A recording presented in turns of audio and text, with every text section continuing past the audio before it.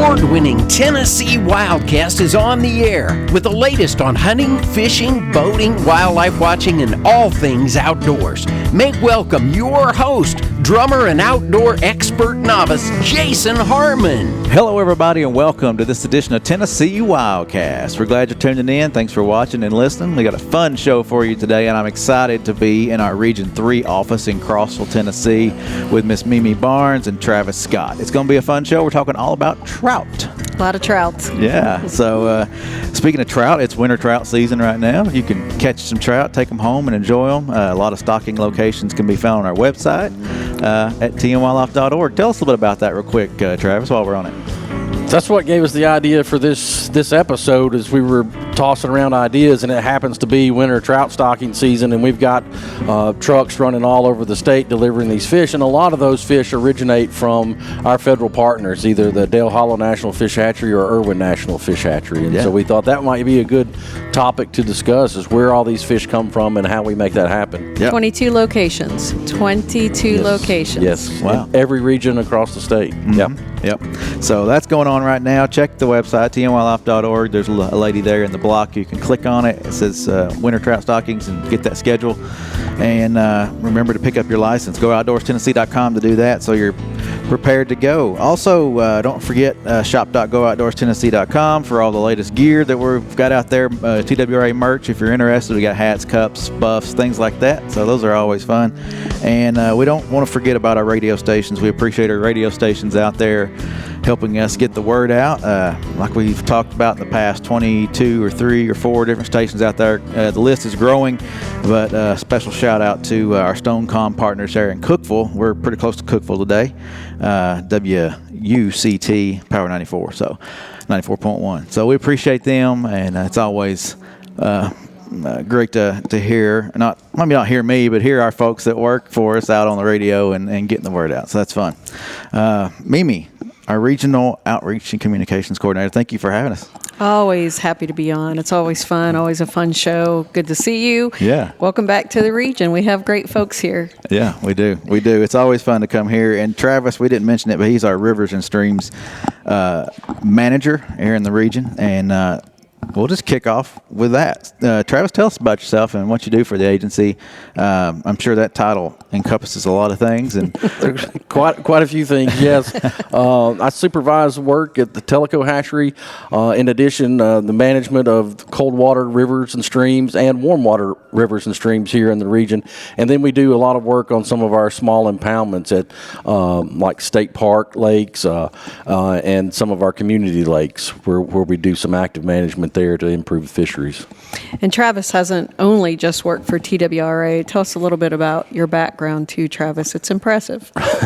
I started my career in Alaska at a salmon hatchery after graduating college and worked there for a couple of years, and then spent some time with environmental contractor, had some contracts with some power companies in the southeast where we did river and stream surveys for companies like Duke Power and TVA, looking at fishes there. And then from there got hired on with TWRA as a technician and spent a little time as a technician, some time as an officer, and then I've managed a couple of trout hatcheries. How many years with the agency? 23 now. Awesome. It doesn't look a day over 16. Young man, we appreciate you being on the show. Appreciate all the work you've done. I think that's cool stories to be out in Alaska too. I mean, that's awesome. Oh yeah, I bet yeah, that was it was a fun great time. experience, and what I learned there has helped me a lot with some of the work I've done here in Tennessee. Yeah, that's why I mention it. You know, there's so much background for each of our employees. They bring so much to the table that helps our anglers across the state. So appreciate you, Travis. Thanks for being here. Yeah. Well, like we said, today's all about trout. We're going to cover all kinds of different species, and we got us a board behind us, the common fish of Tennessee. The trout are the top 4 up there. How convenient. It is. It is. But yeah, go ahead. It is. It's so detailed and there's so much science in it that we're going to dive deep today here with Travis, because he's chock full of information. And I want to kick it off, Travis, by talking a little bit about a multi-agency agreement signed between TWRA and other regions here recently. Will you tell us about that? That's going to give us a lot of background. Right. This was back in October where the agreement was re-signed, and it's an agreement between TVA, TWRA, the state of Georgia, and the U.S. Fish and Wildlife Service, and it provides funding to operate three federal hatcheries. Two of those are in Tennessee, Dale Hollow National Fish Hatchery and Irwin National Fish Hatchery. And both of those entities provide a large number of fish for the state, and we'll talk about that later, just how impressive that is. But that agreement keeps those facilities functioning. There's a similar agreement with the Corps of Engineers to provide funding, and that's where most of these fish are going. They're going into water bodies managed by TVA and the Army Corps of Engineers. Well, I remember that we got to be there for the ceremonial release there back in October. That was fun, and we had Frank on. We talked about what that day was all about, and it was fun to be there and experience that. Right. It's great that they're bringing that partnership back and not letting it go. Yeah. Right. That originated in 2013 when there was a change in the federal funding, and some of those facilities were looking at the possibility of closure. And so at the time, Senator Lamar Alexander stepped in and worked out and brokered a deal for that original agreement, and then they've continued it ever since. And I think this latest iteration keeps them funded through 2024. So many more years of trout for Tennessee residents. Mm-hmm. That's fantastic. Yeah. It's such a great program. Travis, tell us, why did these federal hatcheries come about? How did they come into existence? Right. A lot of those fish go into areas below dams or above dams. All the dams that were created in Tennessee created environments that weren't historically here in Tennessee. You end up with a large reservoir, you end up with pockets of cold water in the depths of that reservoir, and when they release it through the dams, it's colder than they would typically exist naturally here in the state. And our native species didn't respond as well to those colder waters, but trout are a cold water species, and they do well in colder waters. And so that's why those facilities came about, is to mitigate for the loss of our native fisheries by providing these new trout fisheries that can withstand those new water quality conditions. And it's created a variety of conditions across the state depending on those reservoirs and their locations. And we didn't have this down to ask you, but some of these trout stockings that we're doing right now, they're done at a specific time of year because of water temperatures. Can you talk a little bit about that? Right. We have a variety of trout stocking programs around the state, and it's going to be dependent upon water quality, because trout are more sensitive to warmer waters. They don't like temperatures above 70 degrees Fahrenheit. They got to have a high DO, dissolved oxygen levels in the water. Okay. As the water temperature warms up, those DO levels drop, and so we're looking for that. We're also looking for access for our anglers. We want them to be able to get to these fish. Sure. So we've got to put them in places where there's good access for the angling public. But we're also looking at things like, can these fish hold over? Is there a possibility of spawning? We look at a variety of things to try to create the best fishery possible in those different environments. And it varies from water body to water body depending on those situations. We have some unique challenges here with some of our tailwater, what we call tailwater fisheries. A tailwater fishery would be an area below a dam where they're releasing cold water from the depths. And we also have some reservoir fisheries. Some of these reservoirs will stratify, and so you'll have water like here locally, Parksville Reservoir, we stock some trout in there. Okay. And in the summer, the surface water is too warm for those trout. But we've done some water quality surveys, and you get down to that 45, 50-foot depth, you have a band of water, say 5-8 feet wide down at that depth, that is cold enough for those trout to survive and still has oxygen. Often what happens when you go deeper, it gets colder, but we lose the oxygen. All of the non-oxygenated water will sink to the bottom. And so there's this band in a lot of these reservoirs where trout can survive that other species aren't utilizing. Can people chase trout? that time of year and those deeper depths, can they fish that and catch fish? Certainly. That's we're going to talk about some lake trout later on, and that's the way a lot of people target those lake trout is trolling on these reservoirs at deeper depths in the summer. Yeah. And they can pick those up on their graphs, or even just put downriggers and drop to the depth that they think that water temperature is going to be acceptable, and troll those lures around and catch those trout. Certainly.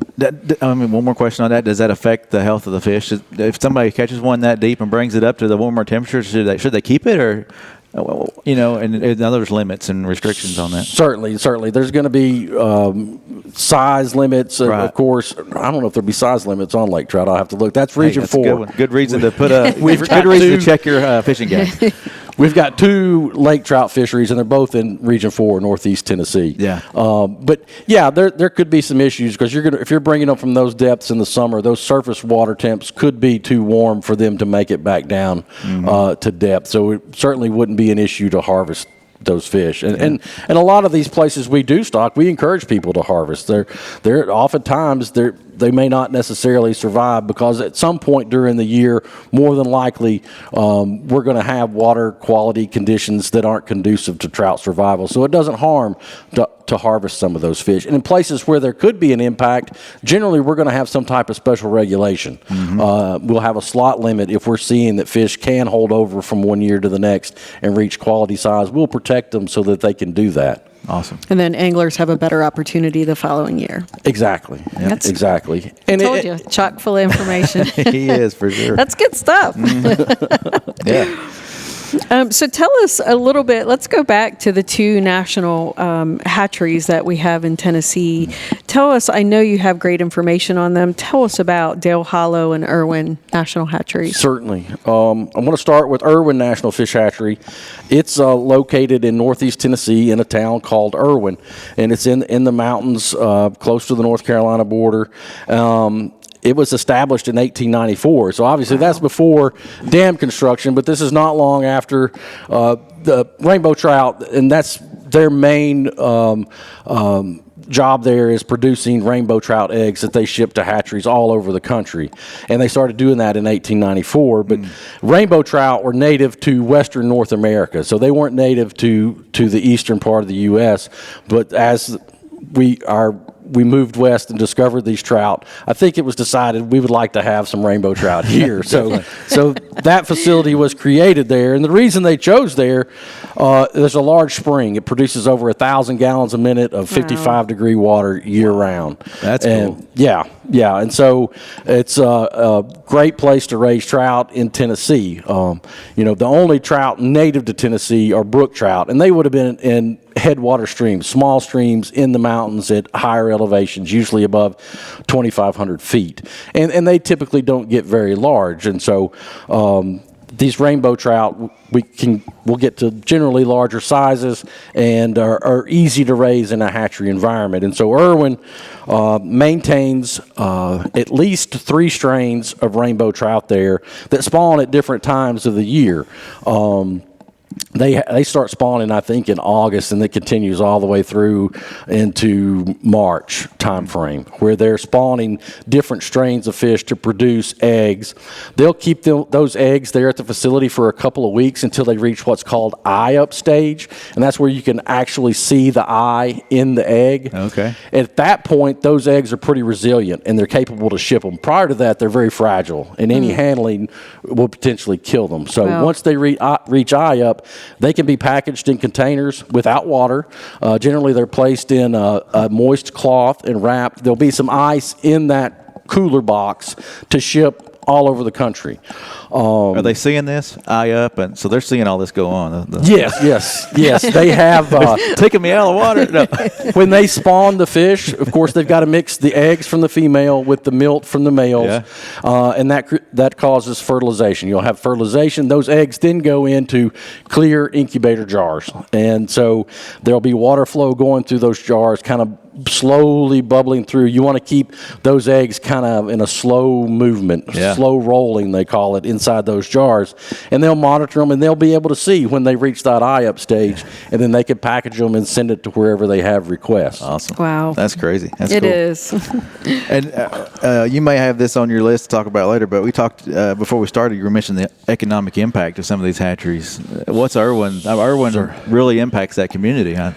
It does. It does. Not only that community, but really communities all over the state. That's true, yeah. Or all over the country, because eggs produced there could be shipped to California, Montana, the same eggs that we receive. And that's where Dale Hollow gets a number of their eggs from, that federal hatchery system, and Irwin specifically. Okay. Our Buffalo Springs State Hatchery gets a lot of their eggs from Irwin. Okay. And that starts the process. And of course, Buffalo Springs raises fingerling fish to send to Irwin State Hatchery. So all of our hatcheries are fairly well connected to this federal hatchery system, and that's what we wanted to focus on today, is just how important that partnership is with these federal facilities and this agreement to keep all of this functioning. Yeah, I keep saying it doesn't seem like we'd have trout anglers in Tennessee without these two hatcheries.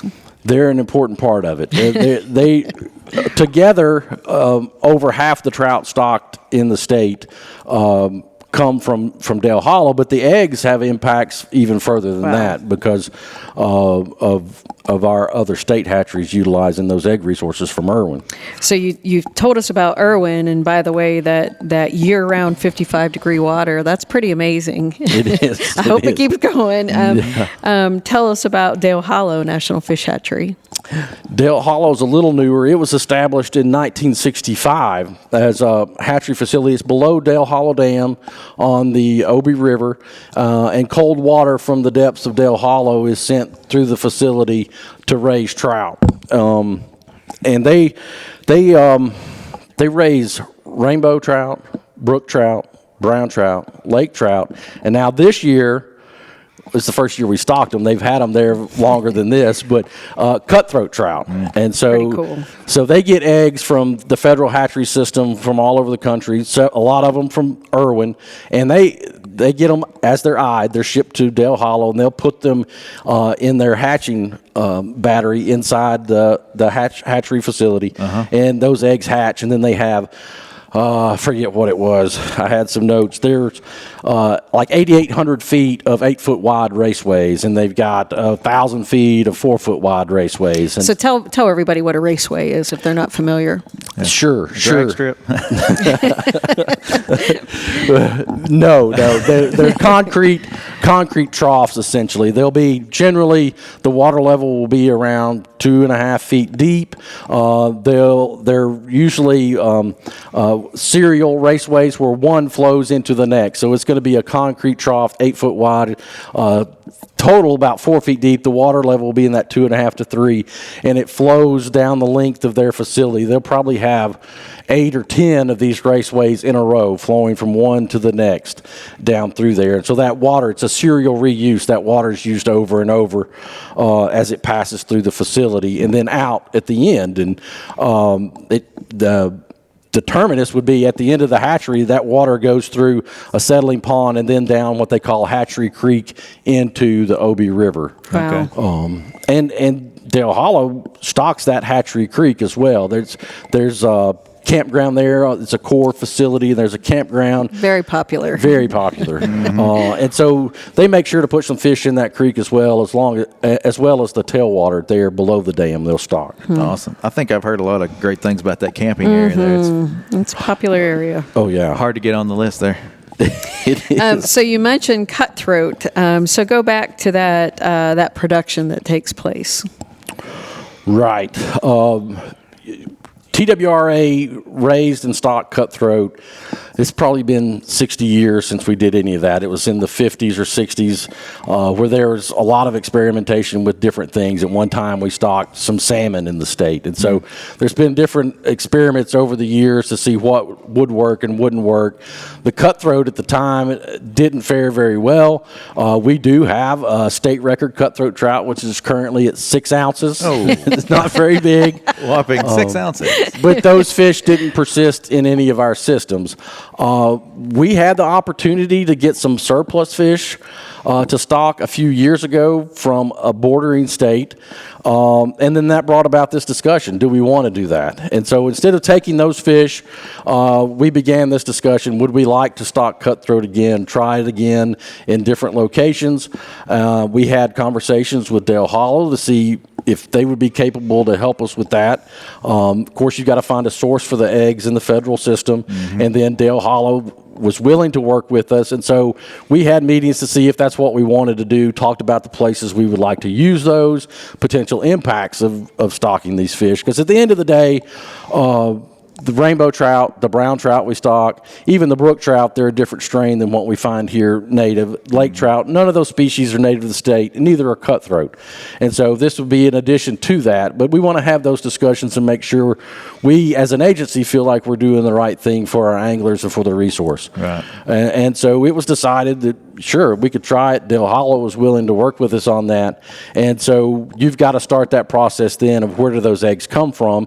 Obviously, it's going to be a brood facility. So there's a place, another hatchery across the country that has brood fish on site and can produce the number of eggs that Dale Hollow is requesting. They get those odd eggs, they hatch them, they grow them. It's a long process. It's going to take 1.5 to 2 years to get that egg from hatch up to the size you want to stock. And even with the cutthroats, what we ran into is the production wasn't exactly what we hoped. We didn't get the growth we wanted, so we ran into a situation where Dale Hollow needed the space in their raceways. We didn't feel like the fish were ready to go yet, not quite as big as we were hoping, so we shipped those fish to Flintville Hatchery, and they held them for several more months and were able to get some more size on them. Dale Hollow has some limitations because of their water temp. It stays colder than a lot of our other facilities. Most of our state facilities are spring-fed hatcheries, and you have that constant water temp we were talking about at Irwin. And that mid to upper 50s is an ideal temperature to get growth on trout. You can, fed properly, you can get 1 inch of growth a month easily. Dale Hollow sees temperatures in the upper 40s, maybe low 50s. And so their growth rate is much slower there because of those water temps. Yeah. And so Flintville was willing and had the space and held those fish a little bit longer. And then we've been able to put them, we ended up with a number of fish that we settled on 3 tailwaters. We ended up with Boone tailwater, the Hiwassee River, which is a tailwater for the Appalachian powerhouse. It's on the Hiwassee River. And then Tim's Ford tailwater. Okay. As of today, mid-January, Boone and Hiwassee have been stocked. Tim's Ford has not been stocked yet. They're still holding those fish at Flintville. Tell us about the size of those fish. Should we see a new record? Yeah. Can I go catch one today? I was there, and I watched the Flintville hatchery staff put the state record, multiple state records, into the Hiwassee River. That's exciting. So, yeah, it really was. It really was. Race is on. Everybody's going to be going out there now. I tried to hook up my own state record and toss it in on the reel so I could, but we didn't do that. We don't want to. I don't know. But no, they averaged around 10 inches. They're going to be in, and there were fish up to a pound I saw go in. So certainly there's a state record there. I've been talking to anglers on the Hiwassee, which is one of the rivers I manage, and I have some contacts there, and they've been catching the fish regularly. Just a few contacts. But we weren't trying to be mean. We really thought it would be it's such a unique fishery. Those fish were all stocked in the delayed harvest section of the Hiwassee River. So currently, if you were to catch one, it wouldn't be legal to harvest and take that through that state record process. So I'm waiting for March 1st when it's no longer delayed harvest, and I expect my phone to be ringing off the hook with everyone holding the new state record cutthroat. So get ready, March 1st. So that list will just keep going. There's a few things that I want to mention that Travis shared with me this morning. So this is from Dale Hollow National Fish Hatchery. they did some studies through the years to see what their impact is, and the total economic output for trout production at Dale Hollow is $78.8 million every year.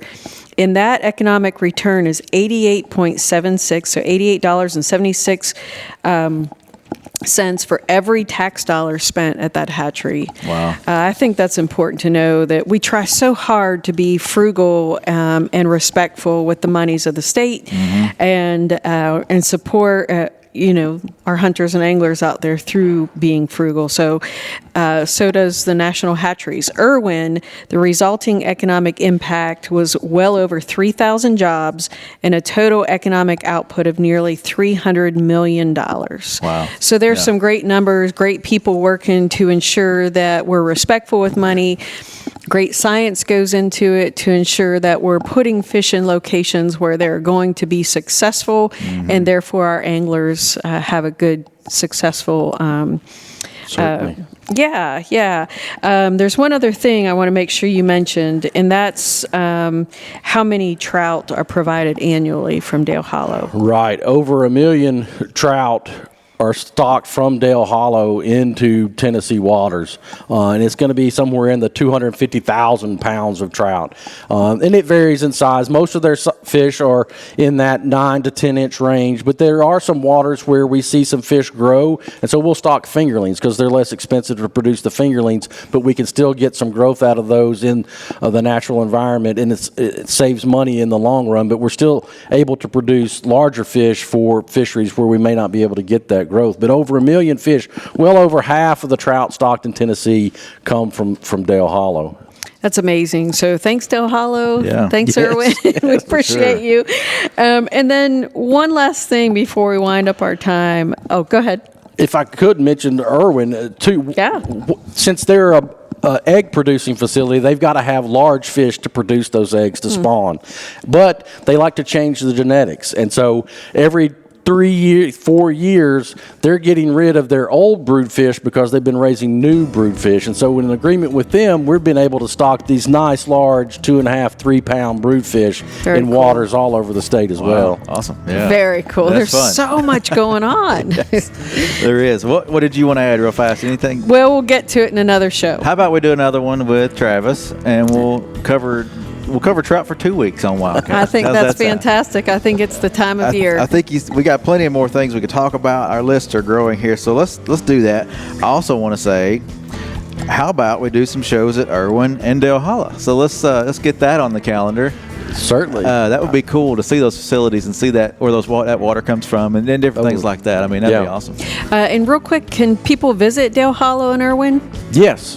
They both have visitor facilities there and are well kept, and they each have their respective websites to get more information about that. Yes. Yeah, do that's that. important. Make sure you check the COVID restrictions just in case Certainly. they're not letting people come by. But yeah, that'd be cool to go visit and check those out. Yeah, Dale Hollow usually has some fish inside even that they use to teach with at the big tanks when you walk in. It's a pretty cool facility. Awesome. Well, Travis, I appreciate it. A lot of good information. We're going to keep going. We're going to do another show. And Mimi, thank you. My pleasure. Yeah, thank you. A lot of for fun. having us. Great information. All right, this is Tennessee Wildcast. Remember, visit tnwildlife.org for everything Tennessee wildlife, and we'll see you next time. Thanks for tuning in. Stay connected with TWRA by visiting our website at tnwildlife.org and follow us on Facebook, Twitter, and Instagram. Hey, it's all about Tennessee wildlife. It's what we do. Tennessee Wildcast will be on the air again next week. We'll see you then.